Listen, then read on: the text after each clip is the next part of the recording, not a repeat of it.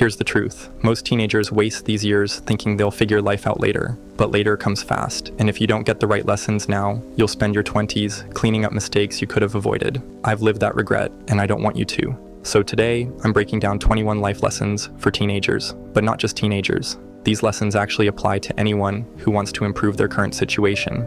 It's the kind of advice that could have saved me years of struggle and can help you skip straight to building the life you actually want. Lesson number 1, identify what game you're actually playing. Here's something that hit me like a truck in my early 20s. Most of us are playing games we didn't consciously choose. In high school, the game was crystal clear. Get good grades, ace the SATs, get into a decent college. Simple. But then you graduate, and suddenly nobody explains what the new game is. I spent my first 2 years of college still playing the get perfect grades game, not realizing that the real game had shifted. Maybe it was about building networks, gaining practical skills, or figuring out what I actually wanted to do with my life. Ask yourself this question every few months. What game am I playing right now? And is it the game I want to be playing? That decision you made at 16 about your major? You're not locked into that forever. Ignore the sunk cost fallacy and be honest about whether you're on the right path. It takes more courage to change direction when you realize you're on the wrong path than to keep climbing out of pride.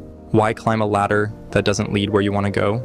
Life rewards curiosity about what truly matters, not blind loyalty to outdated rules. Now let's have a look at how you can actually build your foundation in the early years, which brings me to lesson number 2, develop skills that compound over time. When you're 18, you're naturally focused on immediate results. But here's what I wish someone had told me. The most powerful thing you can do is start building skills that get better with time. Communication skills, critical thinking, or learning how to learn don't just add to what you can do, they multiply it. If someone starts writing daily at 18, they don't just get better at writing. They learn to think clearly, persuade effectively, and express ideas others can't. Start early with skills that have no expiration date. Lesson number 3, fix your posture. Now thank me later. My friend, pay attention to your posture. I spent years hunched over my laptop in college, and now at 25, I'm dealing with back pain and paying for physiotherapy I could have avoided. At 18, your body feels invincible, but your future self will either thank you or curse you for how you treat it now. Small habits compound, sitting up straight, taking breaks, moving regularly. They're not just good for your body, they're investments in decades of comfort and mobility. The pain you prevent today is much easier than the pain you'll fix tomorrow. Lesson number 4, document everything through photos. Take way more photos than feels natural. I know it seems inconvenient at the moment, and you might feel like that person always pulling out their phone, but trust me on this. Your college years, your early 20s, those random Tuesday nights with friends, they're never coming back. I have maybe 20 photos from my entire freshman year, and I kick myself for it regularly. Those memories fade faster than you think. Now we covered the basics, so let's talk about capturing and creating the experiences that'll matter most. Lesson number 5, become a documentarian of your learning. Here's something that's been a game changer for me. Whenever you read a book, listen to a podcast, or consume any meaningful content, write down your thoughts immediately, not a summary, your actual thoughts and reactions. When I read The 4-Hour Workweek at 19, I thought I'd remember all the key insights forever. Spoiler alert, I didn't. Now, whenever I finish a book or listen to an interesting podcast, I spend 15 minutes writing down what struck me, what I agreed or disagreed with, and how it might change my behavior. Your brain isn't a filing cabinet. It's more like a sieve that lets most information slip through unless you actively work to retain it.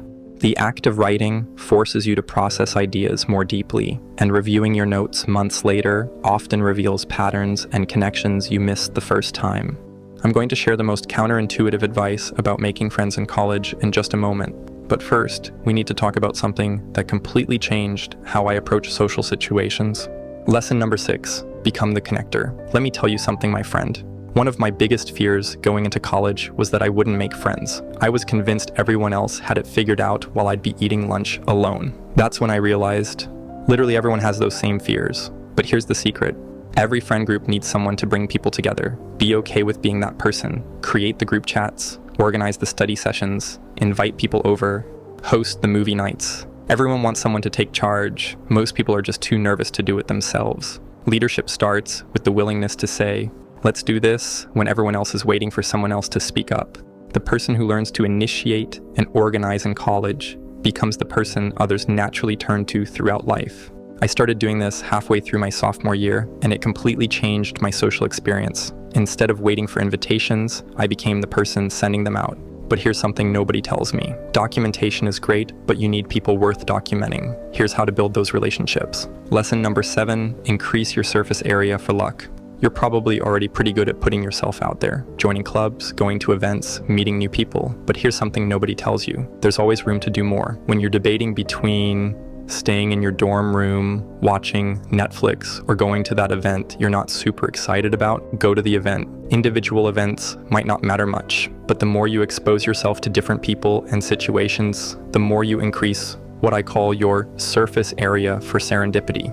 Some of my most valuable relationships and opportunities came from events I almost didn't attend. Your luck happens when your preparation meets opportunity, and you can't meet opportunity from your dorm room. Lesson number 8, the power of the open door policy. Get a doorstop. Keep your dorm room door open whenever you're home and awake. Actively encourage people to interrupt you while you're studying or just hanging out. You'll never remember that extra hour of productivity you might have gained, but you will remember the random 11 p.m. conversations that turned into lifelong friendships. Those spontaneous interactions are what college memories are made of. Lesson number 9, just don't be mean to people. This one's simple, but crucial. Don't be mean to people, ever. You will only regret it. That person you think is annoying in your freshman seminar, they might become your business partner 5 years from now. The world is smaller than you think, and people remember how you made them feel. Being kind costs you nothing, but builds a reputation that opens doors you didn't even know existed. All those connections are valuable, but let's talk about building actual financial value too. Lesson number 10, invest early, yes, even small amounts. My friend, if you have any spare money, start investing it. I wish I'd started putting money into index funds at 18 instead of letting it sit in my checking account. You don't need thousands of dollars to start, you just need to start. Time is your biggest asset when you're young, and compound interest is basically free money for being patient. Even if you can only afford to invest what you'd normally spend on coffee each week, that small sacrifice now could mean retiring years earlier. I learned this lesson the hard way. Waiting costs you more than you think. So let me ask you, what's your biggest money regret so far? Maybe you're like me and wish you'd started investing sooner, or maybe you'd learned something completely different. Drop your story below, because I know your mistakes will save someone else from making the same ones. Your time is the one resource you'll never get back, so how you use it is even more important. Lesson number 11, nothing good happens after 2 a.m. Let me tell you, I love a good late night hangout session as much as anyone, but here's what I've learned. The quality of social interactions drops dramatically after 2 a.m. Those deep, meaningful conversations happen between 10 p.m. and 2 a.m. After that, everyone's tired, conversations get weird, and you end up feeling terrible the next day. Learn to recognize when the magic window has closed and be the person who suggests wrapping up. You'll wake up refreshed instead of wasting the entire next day recovering. Your sleep schedule affects everything, your mood, your productivity, your ability to make good decisions, so protecting it is protecting your future self. The most successful people I know aren't the ones who stay up late. They're the ones who know when to call it a night. Lesson number 12, consistency beats intensity. Doing a little every day beats cramming. I used to pull all-nighters before exams, 12-hour study marathons that left me brain dead. Then I learned about active recall and spaced repetition. Now I do 30 minutes daily instead of those brutal cram sessions. I remember more, stress less, and actually have a life. Works for everything, not just studying. Consistency isn't glamorous, but it's the closest thing to a superpower you'll find. Whether you're learning a language, getting in shape, or building any skill. Your brain literally rewires itself better with daily practice than with intense weekend warrior sessions. I'm about to share the mindset shift that's been responsible for every major opportunity in my life. But before that, let me tell you about the biggest mistake most people make when it comes to taking initiative. Lesson number 13, seek forgiveness, not permission. Want to start something? Just do it. Stop asking for permission, my friend. I wasted months in college emailing professors asking if I could start projects. Complete waste of time. Worst case scenario, someone tells you to stop. Most people don't care what you're doing anyway. You're overthinking it. The world rewards action way more than it punishes mistakes, and most of what you think are big deals are actually pretty forgettable to everyone else. Taking initiative teaches you more in a week than asking for permission teaches you in a month. Acting boldly is easier when your mindset supports it, when the way you think stops holding you back. Lesson number 14. Stop worrying about what others think. I learned this the hard way. People aren't thinking about you at all. Everyone's too busy with their own problems and insecurities to worry about yours. That embarrassing thing you did last week, they forgot already. They're too busy replaying their own cringe moments to remember yours. Stop worrying about what others think. They're not thinking. This realization is incredibly freeing once you accept that you're not the main character in anyone else's story. You can finally start being the main character on your own. Most of your anxiety about judgment disappears when you realize everyone else is just as worried about how they're coming across. Lesson number 15, question your assumptions about difficulty. My friend, when something feels impossible, ask yourself, how hard should this really be? I made college way harder than it needed to be. I thought everything had to be brutal because it was a good school. Wrong. I was psyching myself out. Change your mindset from this is going to suck to let's figure this out, and everything got easier. Stop making things harder than they are. Now let's take those bigger mental shifts and see how they can transform something practical, like your studies. Lesson number 16, it's okay to skip lectures if you're strategic. This might be controversial, but if your professor is only reading slides you already have, you don't need to sit in that lecture. You can study the material better on your own, where you can actually focus. Just don't waste time summarizing notes. Test yourself with active recall so you know what you really understand. Your time is finite and valuable. Spending 2 hours in a pointless lecture could be 2 hours building skills, networking, or actually learning something useful.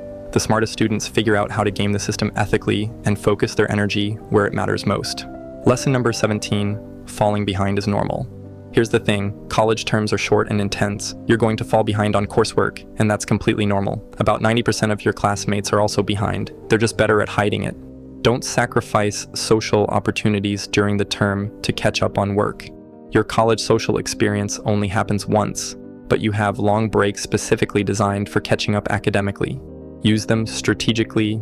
My friend, school is important, but it's just one piece of the puzzle. You'll want to develop skills and income streams that go beyond the classroom. Lesson number 18, start building income streams early. When you read books about passive income and online business, don't just absorb the information, act on it. Start small projects, try to make money online, launch a simple service. I started building small websites and doing freelance work in college. The money wasn't life-changing, but the skills I developed were invaluable. More importantly, I learned how to create value for other people and charge money for it.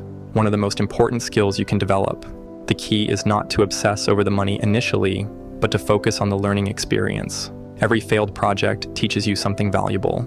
Learning to hustle early gives you confidence that you can always figure out how to make money, which is way more valuable than any single job or paycheck.